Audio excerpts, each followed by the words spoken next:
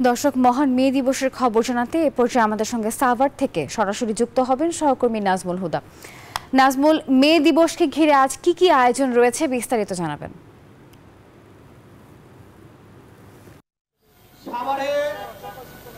আপনাকে ধন্যবাদ। এই মুহূর্তে রয়েছি সাভারের রানা প্লাজার সামনে এবং আমরা যেটা দেখছি যে রানা প্লাজার সামনে কিন্তু এখন মে দিবসের আজকে বিভিন্ন দাবি নিয়ে কিন্তু শ্রমিকরা এবং শ্রমিক ফেডারেশনের নেতাকর্মীরা কিন্তু একসঙ্গে আসলে তারা এখানে দাঁড়িয়েছেন এবং তাদের যে কয়েক দফা দাবি রয়েছে এবং তারা বলছে যে নিরাপত্তা, শিক্ষা এবং স্বাস্থ্যসেবা নিশ্চিত করতে হবে এবং শ্রমিক ছাঁটাই নির্যাতন বন্ধ করতে হবে এবং বিভিন্ন শ্রমিকের যে নিয়োগ এবং পরিচয়পত্র প্রদান এবং গণতান্ত্রিক শ্রম আইন, এই আইনগুলো তাদের আসলে মানতে হবে এবং ইপিজেটের যে শ্রম আইনের অন্তর্ভুক্ত সহ সকল আইন বাস্তবায়নের জন্য কিন্তু তারা আজকে দাঁড়িয়েছে। এবং আপনাদের দাবিটা কি এই মুহূর্তে?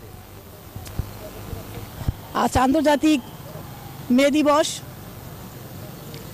এই আন্তর্জাতিক মে দিবসের যারা আজকের এই দিনটির জন্য যাদের জীবনের বিনিময়ে আজকে দিবসটি আমরা পালিত করছি, তাদের আত্মার প্রতি আমরা শ্রদ্ধা জানাই এবং আমাদের দাবিসমূহ হচ্ছে বর্তমানে বাংলাদেশের প্রেক্ষাপটে মালিকরা যেভাবে বেপরোয়া হয়ে শ্রমিক একের পর এক কর্মচ্যুত হচ্ছে, শ্রমিককে কোনো কারণ ছাড়া বের করে দিচ্ছে, শ্রমিক আজকে এই রৌদ্রে দাবদাহে দাঁড়ে দাঁড়ে ঘুরে বেড়াচ্ছে, তাদের নাই কোনো চাকরি, তাদের বকেয়া বেতন দেয় না মালিক।